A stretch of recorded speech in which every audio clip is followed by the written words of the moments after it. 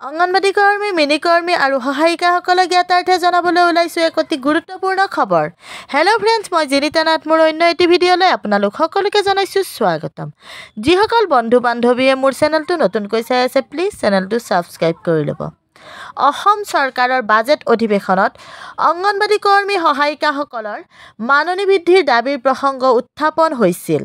চলিত বাজেট অধিৱেশনত প্ৰশ্ন উত্তৰৰ সময়ত লখিমপুৰ সমষ্টিৰ সন্মানীয় বিধায়ক মানৱ ডেকা ডাঙৰীয়াই অঙ্গনবাড়ী কৰ্মী সহায়িকাসকলৰ আৰ্থিক দুৰৱস্থা উপলব্ধি কৰি বা বিভিন্ন সময়ত অঙ্গনবাড়ী কৰ্মী সহায়িকাসকলৰ সৈতে হোৱা সাক্ষাতৰ সময়ত অঙ্গনবাড়ী বাইদেউসকলৰ অৰ্থনৈতিক সংকট দেখা পাই চৰকাৰৰ বাজেট অধিৱেশনত প্ৰশ্ন উত্তৰৰ সময়ত অঙ্গনবাড়ী কৰ্মী আৰু সহায়িকাসকলক অসম চৰকাৰৰ অৰুণোদয় আঁচনিত অন্তৰ্ভুক্ত কৰিব লাগে বুলি বিভাগীয় মন্ত্ৰী মাননীয় অজন্তা নেওগ ডাঙৰীয়ানীলৈ প্ৰশ্ন হিচাপে সদনত উত্থাপন কৰে। বিধায়ক ডাঙৰীয়াৰ প্ৰশ্ন উত্তৰত বিভাগীয় মন্ত্ৰী তথা মহিলা আৰু শিশু কল্যাণ মন্ত্ৰী মাননীয় অজন্তা নেওগ ডাঙৰীয়ানীয়ে কয় যে অসমেই প্ৰথম ৰাজ্য য'ত অঙ্গনবাড়ী কৰ্মী সহায়িকাসকলৰ কাৰ্যকাল ৬০ বছৰলৈকে কৰা হৈছে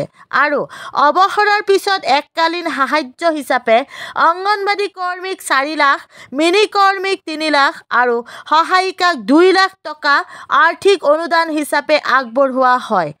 অঙ্গনবাড়ী কৰ্মী আৰু সহায়িকাসকলক অৰুণোদয় আঁচনিত অন্তৰ্ভুক্তকৰণ আৰু মাননি বৃদ্ধিৰ ক্ষেত্ৰত পিছলৈ চিন্তা চৰ্চা কৰা হ'ব।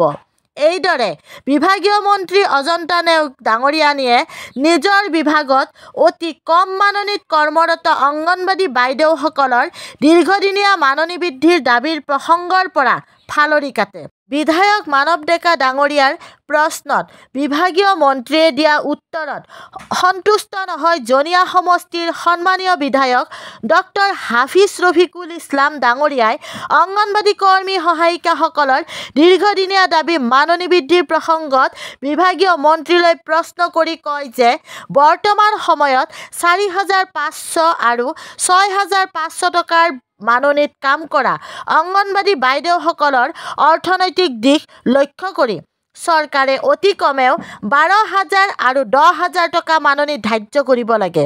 বিধায়ক ডাঙৰীয়াৰ প্ৰশ্নৰ উত্তৰত বিভাগীয় মন্ত্ৰী তথা মহিলা আৰু শিশু কল্যাণ মন্ত্ৰী অজন্তা নেওগ ডাঙৰীয়ানীয়ে কয় যে অঙ্গনবাড়ী বাইদেউসকলৰ লগত ইতিমধ্যে বহুবাৰ আলোচনাত বহা হৈছে আৰু তেখেতসকলৰ মাননি বৃদ্ধিৰ ক্ষেত্ৰত ভৱিষ্যতে বিবেচনা কৰা হ'ব আৰু এনেকৈয়ে দায়সৰা মন্তব্য দি মন্ত্ৰী ডাঙৰীয়ানীয়ে অঙ্গনবাড়ীৰ প্ৰসংগ তল পেলাই বা এৰাই যায়।